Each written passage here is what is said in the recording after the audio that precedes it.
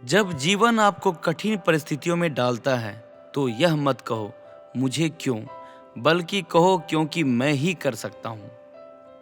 तो आइए आज इस छोटी सी कहानी के माध्यम से इस बात को समझते हैं। किसी गांव में श्याम नाम का एक नौजवान लड़का रहता था। वह बहुत मेहनती लड़का था, लेकिन फिर भी उसके मन में एक डर रहता था कि वह अपने काम में सफल होगा या नहीं। कभी कभी वह इस चिंता के कारण गुस्से में आ जाता और दूसरों पर उस क्रोध को निकालता।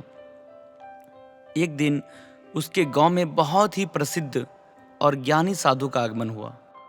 समय मिलते ही वह शाम को उस ज्ञानी साधु से मिलने पहुंचा और उनसे बोला, महात्मा जी, मैं कड़ी मेहनत करता हूं और सफलता पाने के लिए हर तरह से प्रयास करता हूं, लेकिन फिर भी मुझे सफलता नहीं मिलती। कृपया आप ही मुझे कुछ उपाय बताएं। साधु ने मुस्कुराते हुए कहा, बेटा, तुम्हारी इस समस्या का समाधान इस चमत्कारी ताबीज में है। मैंने इसके अंदर कुछ मंत्र लिखकर डाले हैं जो तुम्हारी हर बाधा को दूर कर देगी, लेकिन इसे सिद्ध करने के लिए तुम्हें एक रात शमशान में अकेले गुजारनी होगी। शमशान का नाम सुनते ही लड़के का चेहरा पीला पड़ गया। उसे बहुत डर लगने लगा। लड़के ने कांपते हुए कहा, साधु महाराज, लेकिन मैं रात भर एक शमशान में कैसे रहूंगा? साधु ने कहा, घबराओ मत, यह मामूली ताबीज नहीं है। इसके रहते कोई भूत प्रेत तुम्हारा कुछ भी नहीं कर सकता। तुम्हारे सामने कोई संकट भी नहीं आएगा। लड़के ने पूरी रात शमशान में बिताई और सुबह होते ही महात्मा जी के पास पहुंचा और बोला, साधु महाराज, आप महान हैं। सच में मुझे बहुत ताज्जुब है, वरना मेरे जैसा डरपोक व्यक्ति रात बिताना तो दूर, शमशान के करीब भी नहीं जा सकता। निश्चय ही अब मैं सफलता प्राप्त कर सकता हूँ। इस घटना के बाद वह लड़का बिल्कुल बदल गया और वह जो भी करता उसे विश्वास होता कि वह इसमें सफल होगा। यह विश्वास उसके अंदर धीरे धीरे बढ़ता जा रहा था और फिर वह गांव का सबसे सफल व्यक्ति बन गया। इस बात को करीब 3 से 4 साल बीत गए।